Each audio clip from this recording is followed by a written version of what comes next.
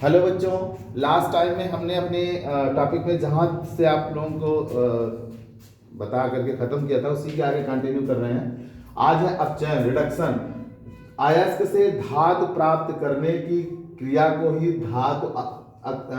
अयस्क से धातु प्राप्त करने के लिए धातु ऑक्साइड का हम क्या करते हैं, अपचयन करते हैं। धातु ऑक्साइड का अपचयन करते हैं, जिसके लिए हम निम्न कुछ विधियों का उपयोग करते हैं। वे निम्न विधियां कौन कौन सी हैं? पहले कार्बन द्वारा अपचयन, दूसरा एल्यूमिनियम द्वारा अपचयन, तीसरा है स्वतः अपचयन। तो पहला है कार्बन द्वारा अपचयन। कार्बन द्वारा अपचयन किसका होता है? जिंक, लेड व टिन के ऑक्साइडों का अपचयन हम करते हैं इस विधि द्वारा। तो जैसे मान लीजिए हमने जिंक ऑक्साइड लिया, कोई भी धातु का ऑक्साइड लीजिए, चाहे जिंक का, चाहे लेड का, चाहे टिन का, उसका कार्बन से रिएक्शन कराएंगे तो कार्बन मोनोऑक्साइड बनेगा, जिंक अलग हो जाएगी। एक तो ये प्रोसेस है। दूसरा प्रोसेस ये है कि अगर मान लीजिए आपके पास जिंक ऑक्साइड मिला और कार्बन नहीं मिल रहा है, तो कार्बन मोनोऑक्साइड को रिड्यूस उसके साथ रिडक्शन के लिए भेजिए, तो ये कार्बन डाइऑक्साइड बन जाएगा और जिंक सेपरेट हो जाएगा।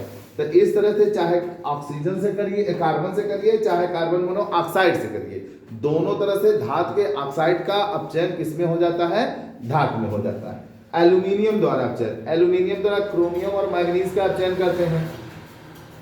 क्रोमियम और मैग्नीज के ऑक्साइड का अपचयन करते थे। जैसे क्रोमियम का हमने एक ऑक्साइड लिया, एल्यूमिना से ट्रीट करा, तो एल्यूमिनियम से ट्रीट करा तो एल्यूमिना मिला।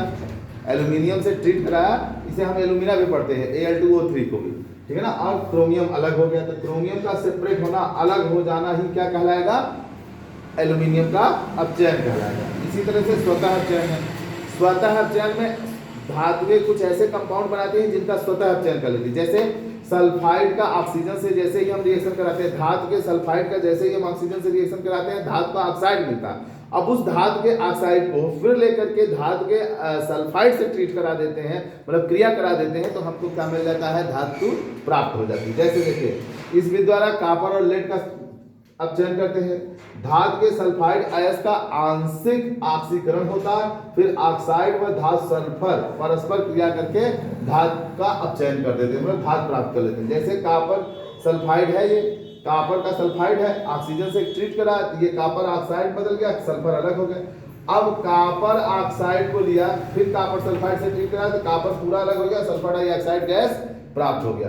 अब आता है हमारे पास कि इस पूरी टेबल में 3 श्रेणी बनते हैं: अधिक सक्रिय धातु, मध्यम सक्रिय धातु और सबसे कम सक्रिय धातु। अधिक सक्रिय धातु कहां तक रखे गए हैं? Mg तक। शरीर पे ऊपर से चलिए, लीग बेसल काना मंजल Mg तक जब आते हैं तो वो अधिक सक्रिय हो गए।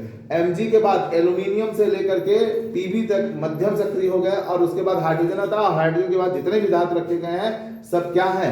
बहुत ही कम सक्रिय धातु हैं, जिसमें कॉपर है, सिल्वर है, गोल्ड है, प्लेटिनम है और पारा है, ऐसे बहुत है धातुएं, वो कम सक्रिय हैं। अब आ जाइए, हम बात करते हैं अधिक सक्रिय में। तो सक्रियता श्रेणी में ये धातुएं ऊपर रखी गई और बहुत अधिक क्रियाशील होती हैं। इनके क्लोराइडों का विद्युत अपघटन करके हम लोग कैथोड पर क्या प्राप्त करते हैं? धातु, और एनोड पर क्या प्राप्त कर लेते हैं?